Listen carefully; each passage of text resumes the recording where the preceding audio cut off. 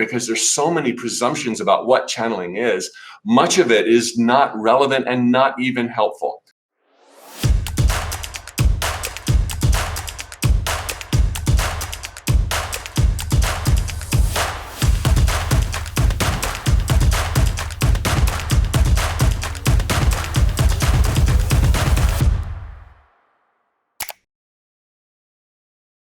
Today's topic is channeling. It's like channeling 101, but I've got some spice to make it a little more interesting for those of you who totally know what channeling is. Some of you don't, so we're going to start with an even keel, which is so important because there's so many presumptions about what channeling is. Much of it is not relevant and not even helpful. So channeling, what is it? How to do it?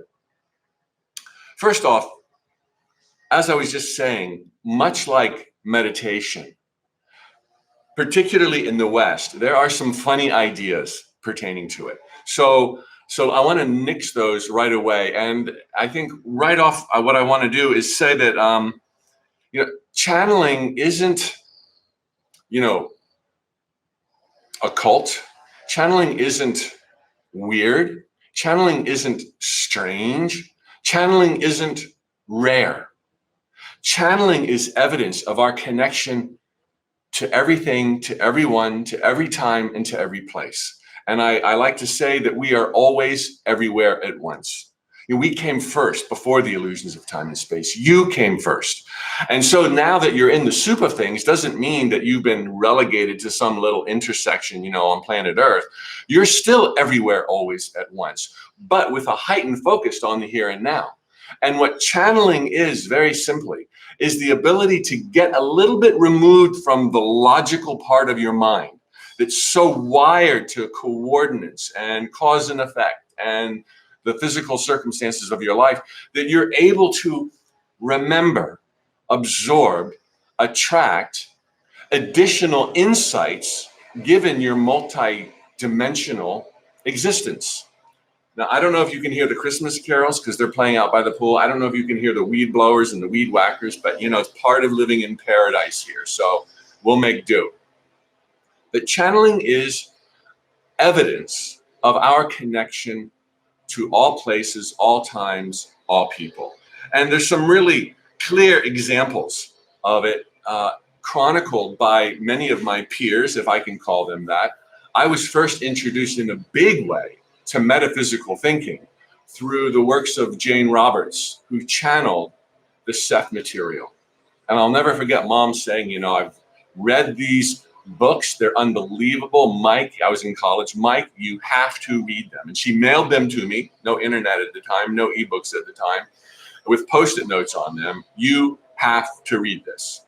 And I remember thinking, Mom, I'm a little worried about you. This lady's going into trance, you say? Her husband takes longhand dictation, and you are all excited about the information that Seth has to share. And she said, forget its source. Read what Seth has to say about time, space, and reality as we know it. I had no choice. I read what Seth had to say, and my life has never been the same since. I was 19, 20 years old, and my life has been a nonstop exploration into truth, into reality, into living deliberately and creating consciously, thanks to your dictated through channel by Jane Roberts. You can look up Jane Roberts' books at Amazon or anywhere else. Jane Roberts is the author. Look for anything titled with Seth, S-E-T-H in it.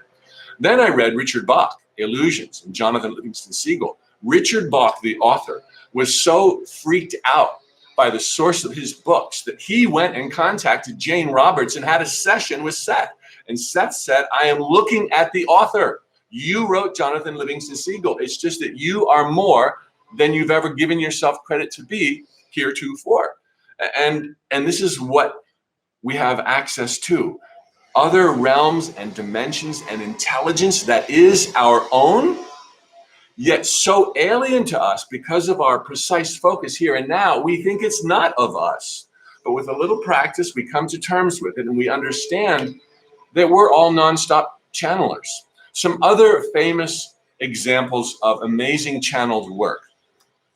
Abraham Hicks material. Esther Hicks channels Abraham. Ramtha, channeled by J.Z. Knight. Emmanuel, channeled, I'm not sure who the author is. Let me see my list here. Lee Harris, we just had him speak, and he did some channeling on the stage at Solapalooza in Southern California. There are endless examples of it, and if you don't mind me saying this, I'm not a Bible toter, I'm not a religious person, but I do recognize beauty in many, many, many passages of the Bible and in other holy books. And it is these gospels that were channeled. Now, that's my take on it. These gospels were channeled. That doesn't mean that they had some gift that we don't have. It just means that there were some highly enlightened disciples of the man, the God being, Jesus, who were also adept at being able to calm the logical mind, perhaps through meditation, perhaps through a long walk, perhaps driving through Manzanillo with screaming kids in the back. And they were able to allow additional information. So examples are everywhere. And typically, channeling is best known when somebody is channeling their higher self or their spiritual family. But it doesn't stop there, okay? You may know of the book that I did as a co-author with Tracy Farquhar, a dear friend and gifted intuitive psychic medium. She channeled Frank.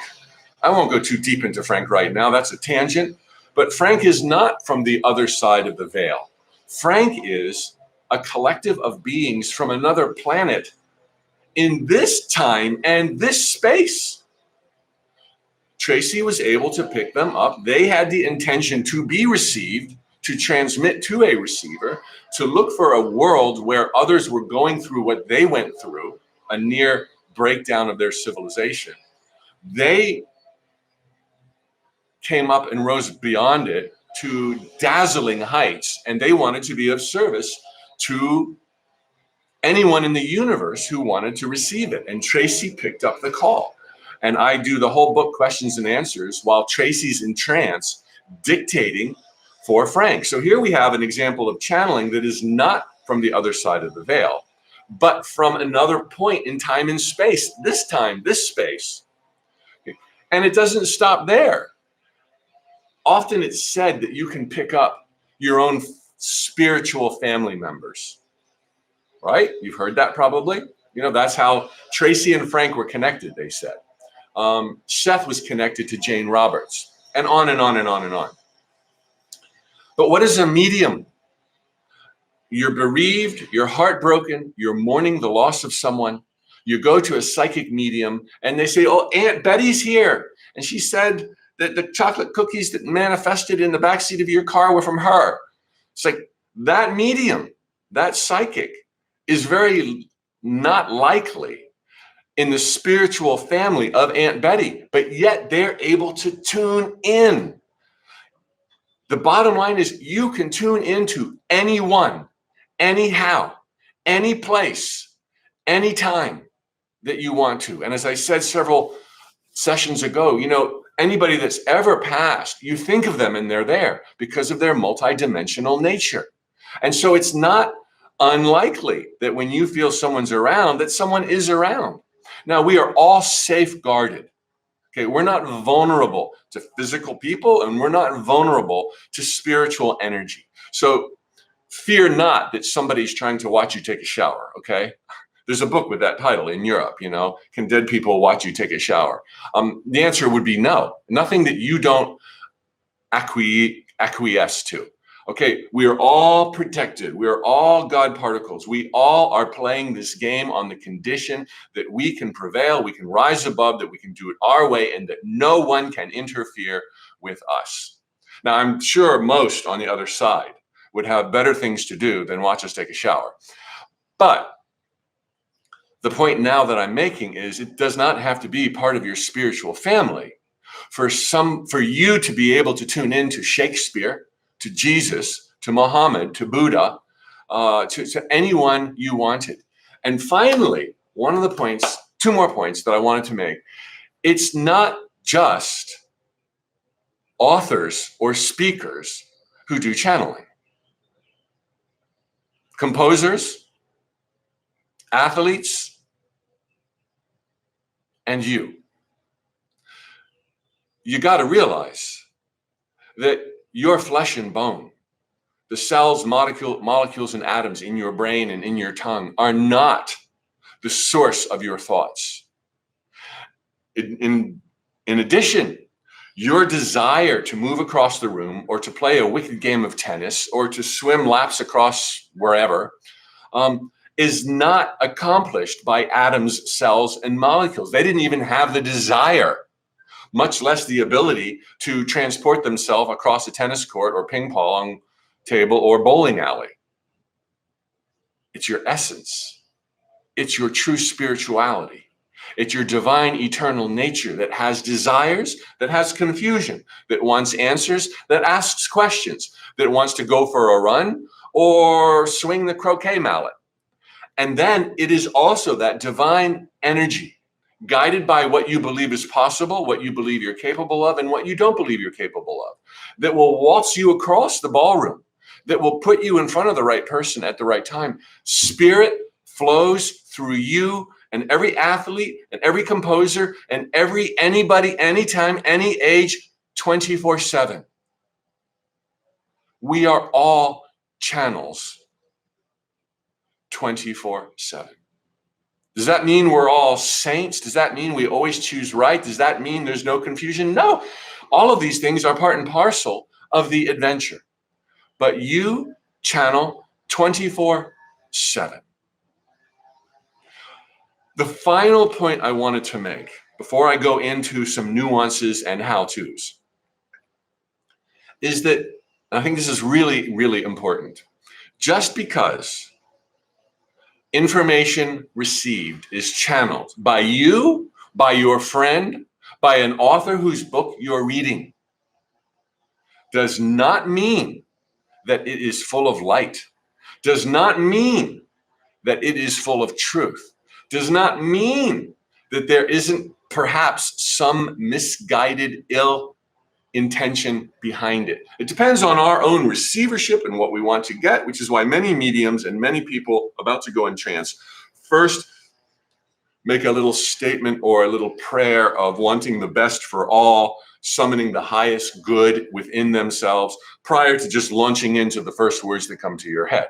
Now, again, you're not a magnet for just anything willy-nilly that's floating out there. You have your own radio antenna, your own vibration, your own receptivity, your own beliefs of what's out there in the unseen. And this, to an entire degree, will dictate the kind of information you get. But I am aware of a friend who was working with a medium and a channel, and they were ridiculed. They were called names. They were not appreciated. I have heard of an instance, and I know this from very close-hand experience, where some people were doing a Ouija board. I know Ouija is like totally occult and it's witches and devils. Come on, you don't live in that world. Okay, so a Ouija board is one of many means through which to tap into nearby energies. What are you going to get? Well, that's going to be a function of everybody at the table, hopes, beliefs, expectations, intentions. We're going to talk a lot about that. But through these Ouija boards, the command was given for a person there to physically violate somebody else. I mean, it was sickening. I was privy to this. I have firsthand knowledge of this. So this is to say that when you tune into something, you are still responsible for weighing it, for considering it, for using your own highest judgment, considering the best for all, to decide whether or not it is actionable. Okay? Don't let that scare you. You're not vulnerable. None of us are vulnerable. You can always just change that channel and turn it off if something peculiar showed up. So no worries there.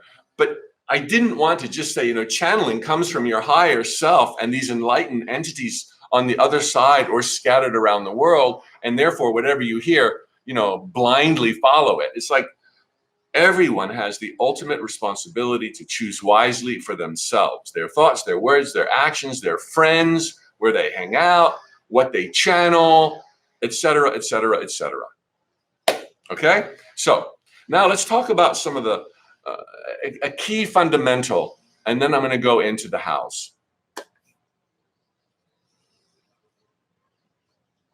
Okay, what I want you to understand is this is not meant to be the exact logistics, but I want to share with you what I feel and what I've come to know. And then, like all information, does it serve? Is it speak of life's beauty and our power? Does it exclude no one? If so, it's probably pretty close to truth.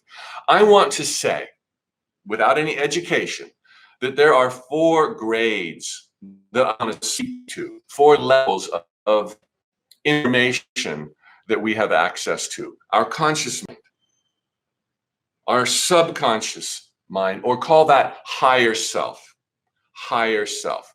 Conscious, higher self. Subconscious has a lot of baggage. People think evil lurks in the subconscious mind. None of that's true. So consciousness, higher self, let me do like consciousness, higher self, other people in your spiritual family, and anywhere, anyhow, anytime, any place.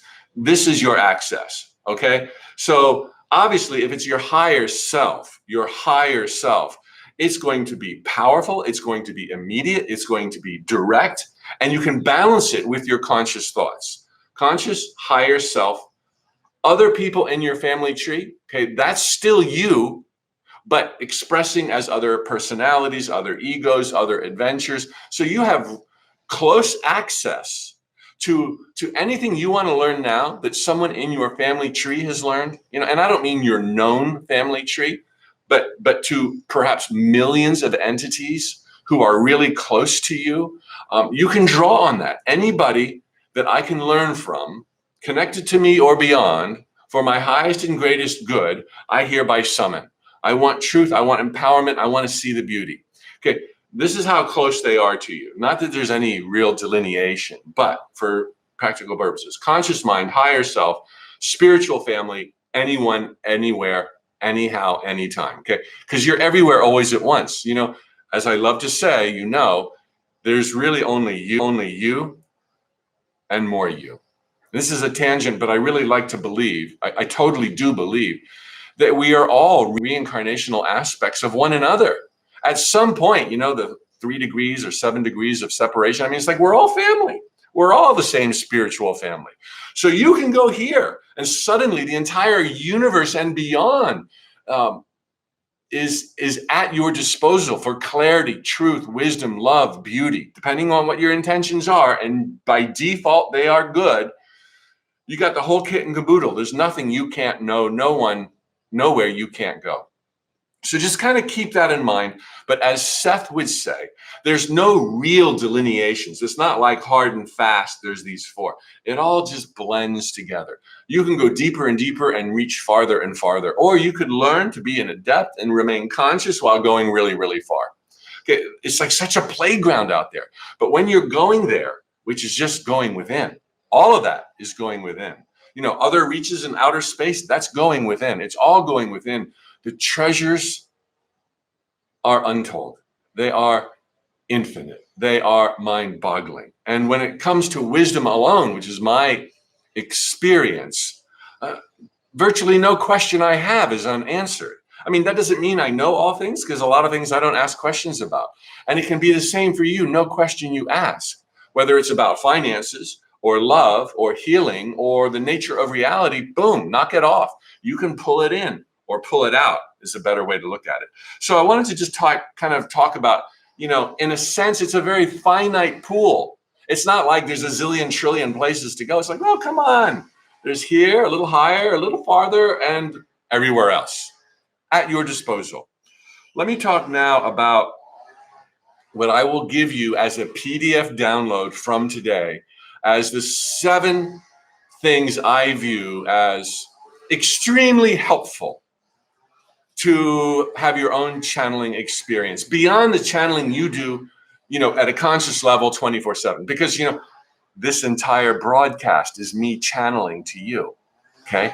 And the more we can bring down the defenses of logic and stop trying to pin the tail on the donkey with every cause and effect, logic, rationale, do this, go there, the more we can bring down those defenses, I'll call them, the more the territory opens up. This is what meditation in any conventional or unconventional form will bring you.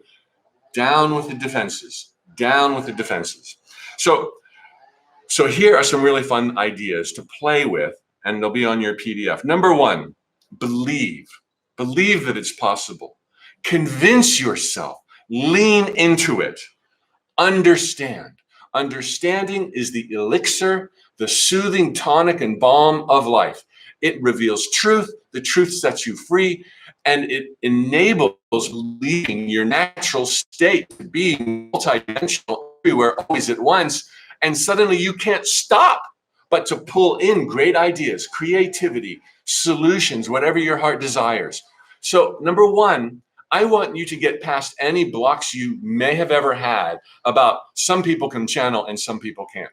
Look, just lean into it, rationalize it, realize you're a spiritual being who channels constantly.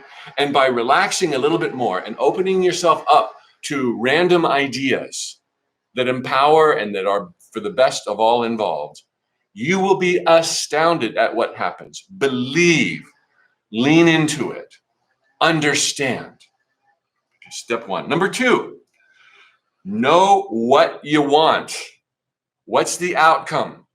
It's one thing to just go into, a meditative state, conventionally or unconventionally, just for the peace, just to show up, just to see what appears. Do it. It's really cool. But it's another thing entirely to camp out, as I call it, with a question, to have an intention, to feel that you really care about that solution, that you really care about transformation, that there's love in your heart, that there's non-resistance, that your acceptance of the universe and that which you don't like, you will change. You're not going to fight it. This is moving into it. This is caring. This is defining your intention, okay? The intention is not to null and void something that's happened in your past. That's resistance. The intention is not to change somebody's mind. It might work, it might not. The intention ought to be love and beauty and growth and clarity, and you can frame what you want in those terms. So know what you want. Number three is, I just said the word, intention. Intention is not only knowing what you want. Step two is a little more broad brush. I want clarity. I want peace. I want the best for all involved. I really care about this. I love it. I want to go with the universe. I want to dance life's dance. Okay, this is knowing what you want. Now, the intention is, I want to improve my finances. I want to rejuvenate my body. I want to patch troubled waters in a relationship. That is clarity. That is drilling down. Okay, you care about everyone. This is step two, knowing what you want. You want balance, harmony, peace. Step three is drilling down with more specificity, intention. Number four, create a window to receive. This is so vitally important. Create the space, whether it's through a dedicated walk on the beach where you're going to have clarity. You've got the desire, you're feeling, you know what you want. You have the intention of, drilling down. You believe that it's possible. Now, where are you going to receive it? Maybe it's through journaling. Maybe it's through writing your book and doing the first draft. You want to create the space for there to be these outside ideas. This acknowledges your role in the creation. This acknowledges that something's going to follow your desire. This creates an invitation for other aspects of yourself, pure truth, beauty, clarity of thought, etc. Create the space. Oh, and here's a little example. I found an editor before I was ever published who was interested in a book once titled The Time-Space Continuum. And she said, it's really, really boring. It needs a hook. I'm like, a hook? It needs an angle. It needs to be set up. It needs a framework. And I was like, oh, what the hell is that? In hindsight, she was so right. It needed a hook. In hindsight, she was so right. It was really boring. It was just about me postulating the nature of reality. No examples, no stories. It needed a hook. And I was aware that I wouldn't have this editor's attention for long if I didn't follow through with a hook. And nothing was coming. And so I remember so vividly, I went to the back porch of my house in Orlando, Florida, and I told myself, you are not leaving this couch until you have a hook. And I got comfortable. I've never done that with that degree of insistence, creating space, intention. Even since, I ought to remember and start doing that more often, because I always have new questions and I get the answers. But, in a big, big way, when something really, really matters and therefore there's clarity and you know what you want. This was an example of where I camped out. And I remember I had a house cleaner who came once a month, thanks to Mom. It wasn't Mom, but she paid for it. And my house cleaner was going around the house and I'm sitting out there just like I was hit by lightning. It is the closest to automatic writing and channeling in a conventional sense that I have ever had, when words were just pouring. I was like, I got to write these down. I leapt up from the couch, threw open the sliding glass window, ran to my computer, and I wrote, not all that long ago, in the nether reaches of ad infinitum, there formed a fearless council of explorers who had grown bored with perfection, infinity, and all the trappings of those who art in heaven. Talk about a beginning. And that's where Lost in Space, which was such a good hook, and I lost the interest of my editor anyway, was such a good hook, I made it into a little booklet that's self-published, and it's still available, and it turned into an adventurer's guide to the jungles of time and space. That's an example of creating space, knowing what you want, believing that it's possible, intention, and a few more things still to come, which is number 5, physically move.